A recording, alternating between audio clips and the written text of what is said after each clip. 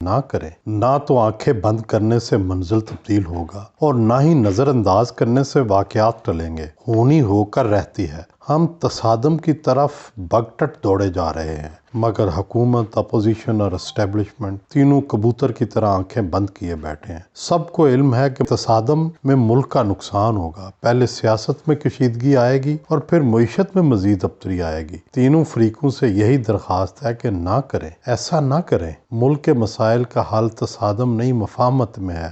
Grand national dialogue کی طرف جائیں اور ملک کو آگے لے کر جانے پر سوچیں۔ ملتان کا جلسہ تو ٹریلر تھا۔ تصادم، کشیدگی، جھڑپیں، آنسو گیس اور گرفتاریاں، ملک میں سب طبقات گگو گھوڑے بنے بیٹھے ہیں۔ حالانکہ سیاست کا طبل جنگ بج چکا ہے۔ لاہور کا جلسہ ہونے والا ہے اور پھر لانگ مارچ کی کال دینا ہوگی۔ کہنے کو تو اجتماعی استعفوں کا آپشن بھی اپوزیشن کے پاس موجود ہے، مگر اندازہ ہے کہ پیپلز پارٹی پہلے لانگ مارچ کی آپشن استعمال کرنے پر زور دے گی۔ لانگ مارچ کی کال اور پھر اس پر عمل درآمد۔ یا تو ہر جگہ ملتان جیسی کشیدگی ہوگی، اگر لوگوں کو روکا گیا تو جگہ جگہ لڑائیاں اور لاٹھی چارج ہوگا، اور اگر لوگ اسلام آباد یا راولپنڈی پہنچ گئے تو انہیں ڈیل کرنا اور بھی مشکل ترین مرحلہ ہوگا۔ ہر ریاست کی اپنی سائنس ہوتی ہے، ہم مانیں یا نہ مانیں۔ ہماری ریاست کی سیاست میں ہمیشہ سے فیصلہ کن کردار ریاستی ادارے ادا کرتے رہے ہیں۔ یہ ہونا تو نہیں چاہیے، مگر ماضی میں ایسا ہی ہوتا آیا ہے۔ بے نظیر بھٹو وزیر اعلیٰ پنجاب منظور وٹو کے تعاون سے لانگ مارچ کرنا ہی والی تھی کہ ایک روز پہلے راولپنڈی سے مذاکرات کی کال آ گئی۔ لانگ مارچ کے بغیر ہی حکومت تحلیل ہو گئی اور نئے الیکشن کی راہ ہموار کر دی گئی۔ دوسرا بڑا لانگ مارچ میاں نواز شریف کی قیادت میں عدلیہ کی بحالی کے لیے لاہور سے روانہ ہوا۔ قافلہ گجرانوالہ ہی پہنچا تھا کہ آرمی چیف جنرل کیانی کی کال آ گئی کہ حکومت عدلیہ کی بحالی پر رضامند ہو گئی ہے۔ لانگ مارچ یا دھرنے ابھی تک حکومتوں کو گرانے یا جھکانے کے حوالے سے مؤثر ترین ہتھیار ثابت ہوئے ہیں۔ دھرنا شروع ہو جائے تو اسے ختم کرنا یا اسے اٹھانا انتظامیہ اور حکومت دونوں کے لیے مشکل ہوتا ہے۔ کوئی بھی یہ نہیں چاہتا کہ خون خرابہ ہو۔ انتظامیہ خاص طور پر اس صورتحال سے بچنا چاہتی ہے۔ یہی وجہ ہے کہ دھرنے والوں کی شرائط سخت اور ناقابل قبول بھی ہوں تو راولپنڈی اور اسلام آباد کی اسٹیبلشمنٹ انہیں تسلیم کر لیتی ہے۔ کہنے والے تو کہتے ہیں کہ اپوزیشن کے انتہا پسند زور دے رہے ہیں کہ 50,000 افراد کا دھرنا تب تک ڈٹا رہے جب تک 3 استعفوں کا مطالبہ پورا نہ ہو، مگر دوسری طرف اعتدال پسند صرف ایک استعفے کی بات کر رہے ہیں، اور ان کا خیال ہے کہ لانگ مارچ اگر واقعی مؤثر ثابت ہوا تو انہیں ماضی کے لانگ مارچوں اور دھرنوں کی طرح کامیابی مل سکتی ہے۔ تجویز تو یہ بھی ہے کہ اجتماعی استعفے دے کر نظام کو ایسا چیلنج دیا جائے کہ اس کا چلنا ہی مشکل ہو جائے۔ اگر واقعی ساری اپوزیشن نے اجتماعی استعفوں کا فیصلہ کر لیا تو حکومت کے لیے نظام کو چلانا ناممکن ہو جائے گا اور پھر حکومت کے لیے سوائے نئے الیکشن کی طرف جانے کے کوئی رستہ نہیں ہوگا۔ مگر میری عاجزانہ رائے میں حکومت، اپوزیشن اور اسٹیبلشمنٹ تینوں ہی ضد کر کے فاش غلطی کر رہے ہیں۔ اپوزیشن جس طرح سے حکومت کو اتارنا چاہتی ہے وہ اگر اس میں کامیاب بھی ہو گئی تو بعد میں ملک میں جمہوری استحکام کی بجائے مزید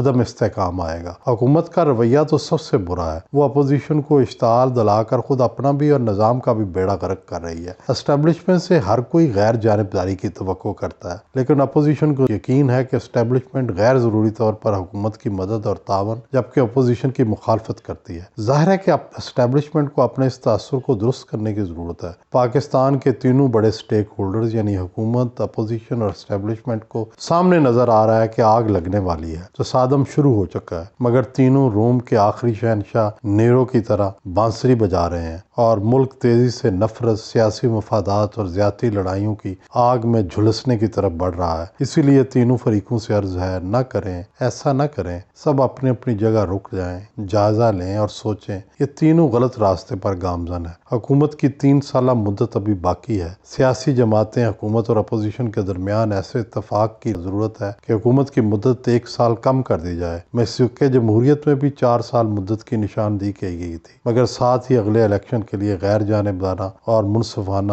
اور شفاف انتخابات ہونے کو یقینی بنایا جائے۔ اپوزیشن کو اس بار ایسی ضمانتیں دی جائیں کہ وہ بااعتماد ہو کر اگلے الیکشن کے لیے میدان میں اترے۔ میڈیا اور بالخصوص سوشل میڈیا سے گزارش ہے کہ وہ بھی نہ کرے کا فارمولہ غور سے پڑھیں۔ بختاور کی منگنی چودھری یونس آف لاہور کے بیٹے محمود چودھری سے طے پا گئی ہے۔ سوشل میڈیا میں چودھری یونس کے خاندان کے بارے میں بے پڑھ کی اڑائی گئی۔ وہ سیدھے سادے مسلمان ہیں، ختم نبوت پر یقین رکھتے ہیں، خاندان جوہر ٹاؤن لاہور اور دبئی میں مقیم ہے۔ یونس چودھری ٹھیٹھ لاہوری ہیں، وہ اور ان کے اہل خاندان بوسکی کے قمیضوں اور لٹھے کی شلواروں کے روایتی پنجابی لباس میں ملبوس تھے۔ دلہا محمود چودھری آف وائٹ شلوار قمیض پہنے تھے اور ساز اسی رنگ کی چادر اوڑھے ہوئے تھے۔ تقریب انتہائی سادہ تھی، 100 کے قریب مہمان تھے۔ زرداری صاحب طبیعت کے خرابی کے باوجود اس سادہ مگر پروقار تقریب میں شروع سے آخر تک مہمانوں کی خاطرداری میں مصروف رہے۔ شہباز شریف، مریم نواز شریف اور حمزہ شریف کے حوالے سے حکومت سے عرض ہے کہ ان سے جو سلوک کیا جا رہا ہے وہ نہ کریں۔